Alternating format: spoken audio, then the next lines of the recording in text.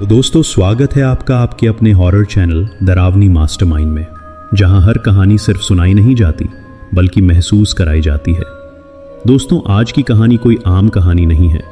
आज हम आपको सुनाने वाले हैं एक ऐसे डिलीवरी बॉय की कहानी जो रोज की तरह एक ऑर्डर डिलीवर करने निकला था, लेकिन उसे क्या पता था कि ये डिलीवरी उसकी जिंदगी की सबसे आखिरी और सबसे डरावनी डिलीवरी बनने वाली है।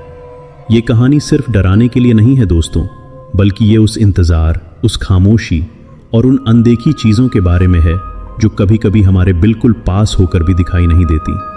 और हाँ दोस्तों, अगर आप इस चैनल पर नए हैं तो अभी सब्सक्राइब ज़रूर कर लीजिए, क्योंकि यहाँ आपको मिलती हैं सच्ची घटनाओं से प्रेरित और दिमाग हिला देने वाली डरावनी कहानियाँ। वीडियो को लाइक करना मत भूलिए ताकि हमें पता चले कि आपको ऐसी कहानियाँ पसंद आ रही हैं।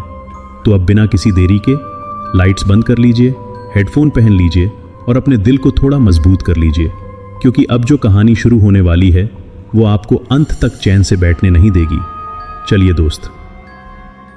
रात के ठीक 12:47 हो रहे थे।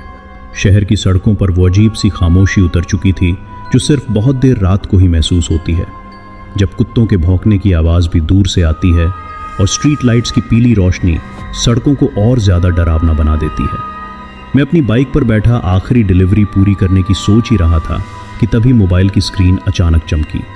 New order received. उस पल मेरे दिल में हल्की सी चिढ़ हुई, क्योंकि मैं जानता था कि इस टाइम पर आने वाले ऑर्डर कभी भी नॉर्मल नहीं होते। फिर भी मजबूरी थी, काम छोड़ने का ऑप्शन नहीं था। स्क्रीन पर जो पता दिख रहा था उसे देखते ही मेरी भौहें सिकुड़ गईं। वो इलाका शहर के पुराने हिस्से में था, जहां ज्यादातर घर या तो खाली पड़े थे या सालों से बंद। मैंने बाइक स्टार्ट की और उस पते की तरफ बढ़ गया। जैसे जैसे मैं आगे बढ़ता गया, रास्ते और सुनसान होते चले गए। दुकानें बंद, खिड़कियां अंधेरे में डूबी हुईं और हवा में एक अजीब सी ठंडक घुली हुई थी। ऐसी ठंडक जो सिर्फ मौसम की वजह से नहीं होती।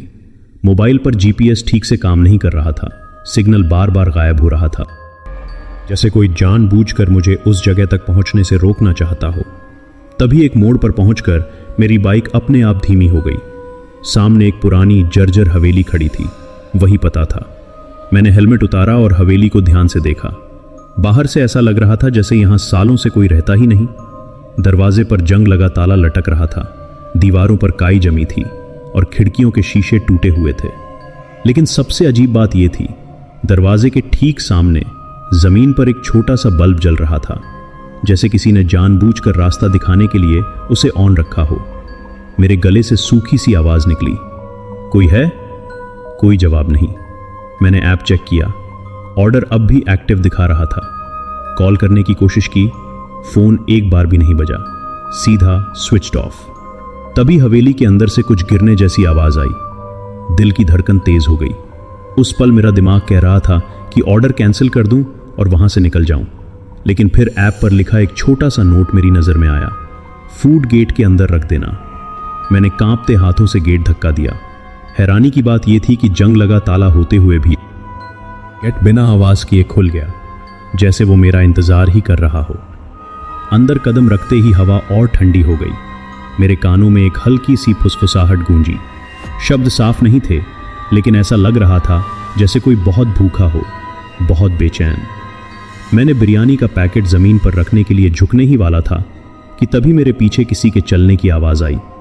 मैंने झट से पलट कर देखा, वहां कोई नहीं था, लेकिन मेरी रीढ़ में एक ठंडी लहर दौड़ गई। ऐसा लग रहा था जैसे कोई बहुत पास खड़ा होकर मुझे देख रहा हो। उसी पल मेरे फोन की स्क्रीन अपने आप ऑन हो गई। बिना मेरे हाथ से पैकेट छूट गया, बिरयानी जमीन पर गिर गई और उसी पल हवेली के अंदर से एक लंबी गहरी सांस लेने की आवाज आई, जैसे किसी ने सालों बाद खाना सूंघा हो। लाइट अचानक बुझ गई और अंधेरे में मुझे सिर्फ 2 चमकती आंखें दिखाई दी, जो मेरी तरफ धीरे धीरे बढ़ रही थीं। और तभी दरवाज़ा अपने आप बंद हो गया। दरवाज़ा बंद होते ही हवेली के अंदर का अंधेरा जैसे जिंदा हो उठा। बाहर की सड़क, मेरी बाइक, शहर की सारी आवाज़ें, सब कुछ एक पल में गायब हो गया, जैसे किसी ने दुनिया को म्यूट कर दिया हो।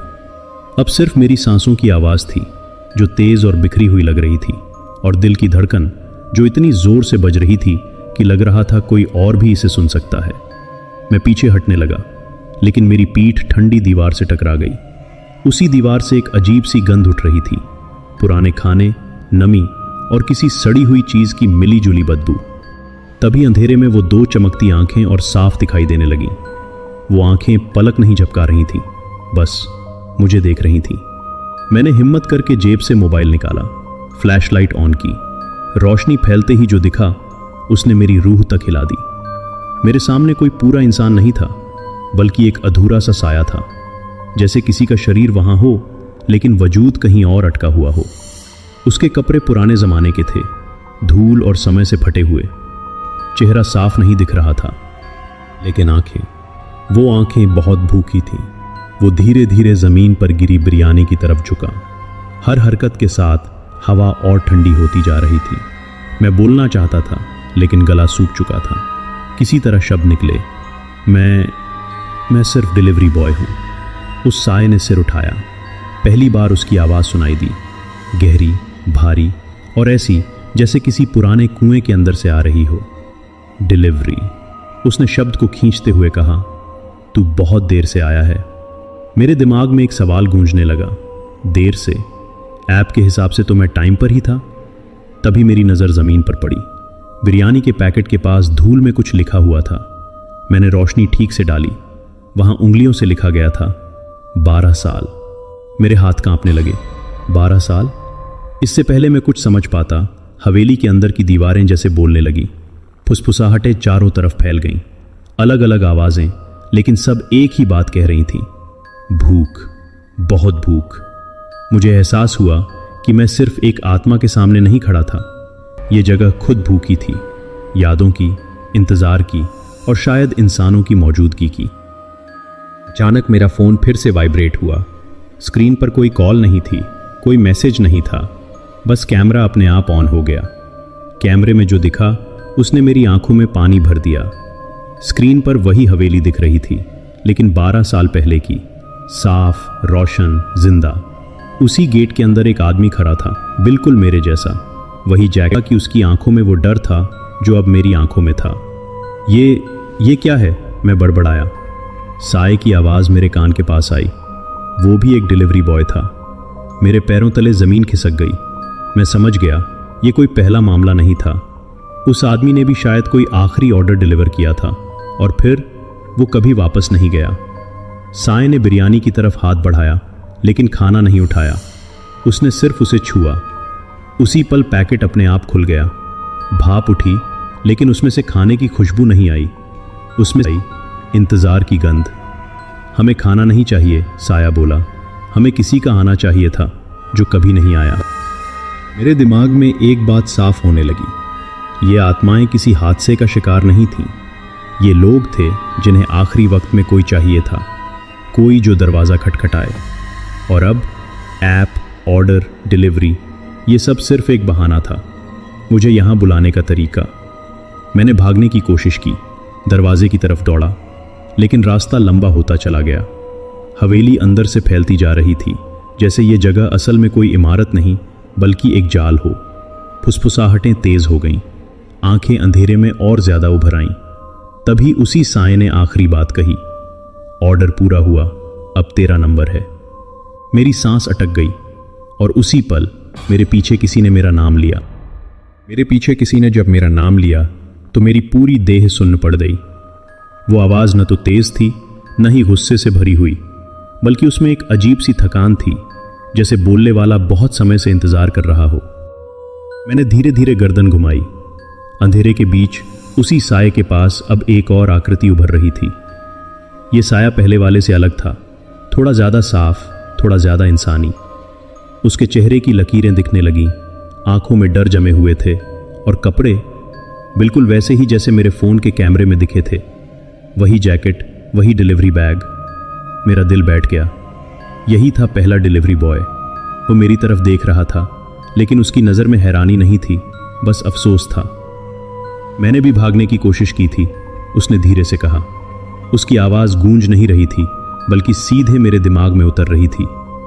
मुझे लगा था गेट पार करते ही सब खत्म हो जाएगा, लेकिन यहाँ बाहर और अंदर का कोई मतलब नहीं रहता। मैंने मुंह खोलकर कुछ कहना चाहा, लेकिन शब्द जैसे गायब हो गए।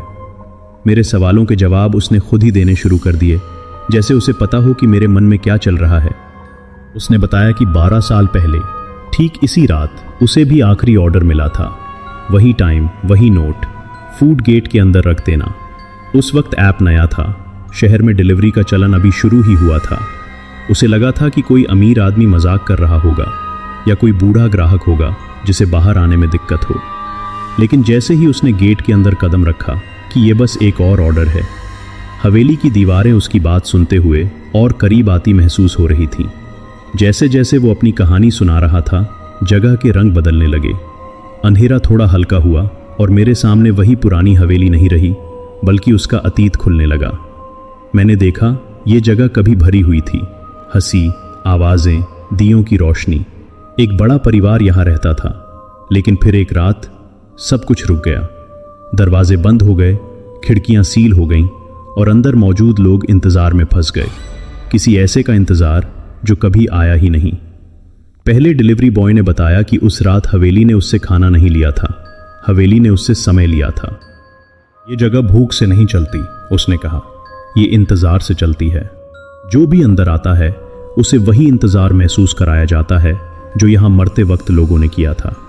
आखिरी सांस तक दरवाजे की तरफ देखना, उम्मीद करना कि कोई आएगा, और जब कोई आता है तो वो सिर्फ खाना नहीं लाता, वो उम्मीद लेकर आता है, और वही उम्मीद यहाँ कैद हो जाती है।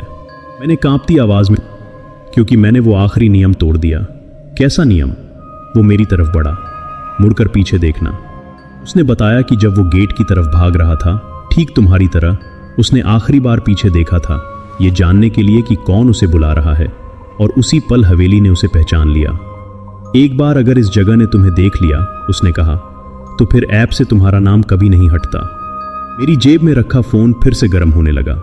स्क्रीन अपने आप खुल गई। अब उस पर सिर्फ मेरा नाम था। नीचे लिखा था असाइंड। मैंने जोर से सिर हिलाया। नहीं, मैं यहां फंस नहीं सकता। पहले डिलीवरी बॉय की आंखों में हल्की सी चमक आई, जैसे किसी को बहुत समय बाद कोई रास्ता दिखा हो। शायद तू नहीं फंसे, उसने कहा। हर बार एक को मौका मिलता है। कैसा मौका? उसने दीवार की तरफ इशारा किया। वहां धूल में कई नाम लिखे थे, कुछ साफ, कुछ आधे मिटे हुए। हर बार कोई एक ऐसा आता है जो इंतजार को आगे बढ़ा सकता है या तोड़ सकता है। तभी वही पहला साया जो भूखा लग रहा था हमारे पास आया।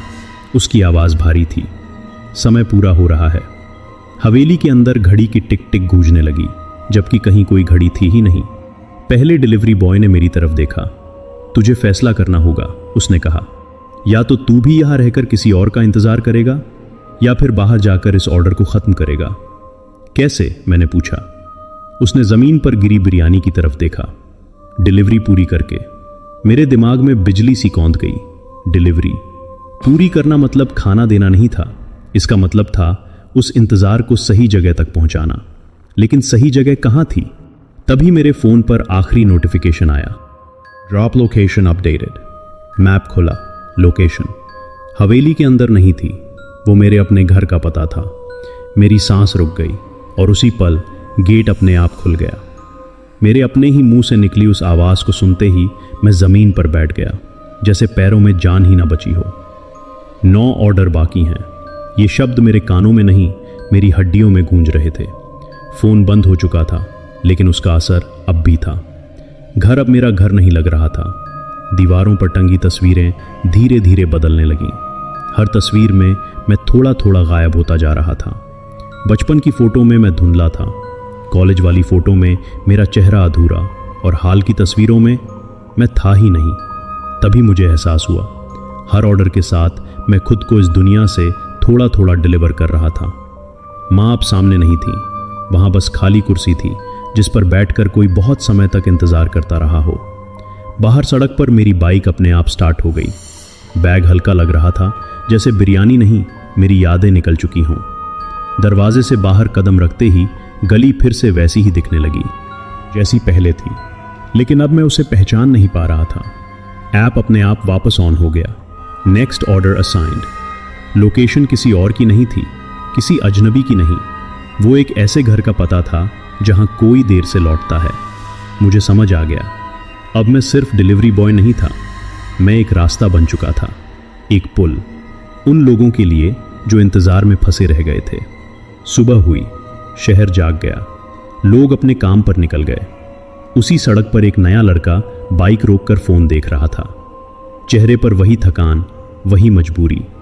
स्क्रीन पर नोटिफिकेशन चमका, new order received, late night delivery bonus. उसने हल्की सी मुस्कान के साथ बैग उठाया और बाइक स्टार्ट कर दी। कैमरा अगर जूम करता तो ऐप के नीचे एक छोटा सा नाम दिखता, असाइंड बाय। नाम धुंधला था, लेकिन कहीं कहीं से पढ़ा जा सकता था। उसी पल दूर किसी कोने में मैं खड़ा था, अब मांस हड्डी का नहीं, बस एक साया। मैंने उसे जाते हुए देखा और धीमे से वही लाइन दोहराई जो कभी मुझसे कही गई थी, याद रखना, घर हमेशा सुरक्षित नहीं होता। लड़का रुका, पीछे मुड़ा, लेकिन वहां कोई नहीं था, सिर्फ हवा थी और इंतजार। स्क्रीन काली हो गई क्योंकि कहानी खत्म नहीं हुई थी, बस अगली डिलीवरी शुरू हो चुकी थी। तो मेरी लॉयल फैमिली, आगे की कहानी के लिए बने रहिए है हमारे चैनल पर। तो दोस्तों, यही थी उस डिलीवरी बॉय की डरावनी कहानी। एक ऐसा ऑर्डर जो सिर्फ खाना नहीं, इंतजार, यादें और जिंदगी ले गया। लेकिन सवाल यह है दोस्तों, अगर आज वो डिलीवरी बॉय था तो कल वो कोई और भी हो सकता है, क्योंकि कुछ ऑर्डर कभी कैंसिल नहीं होते। अगर आपको ये कहानी डरावनी लगी हो तो वीडियो को लाइक ज़रूर करें और ऐसी ही खौफनाक कहानियों के लिए दरवानी मास्टरमाइंड चैनल को सब्सक्राइब करना मत भूलिए। मिलते हैं अगली कहानी में एक नए डर के साथ। तब तक याद रखिए, हर रात सुरक्षित नहीं होती और हर डिलीवरी घर तक नहीं पहुंचती।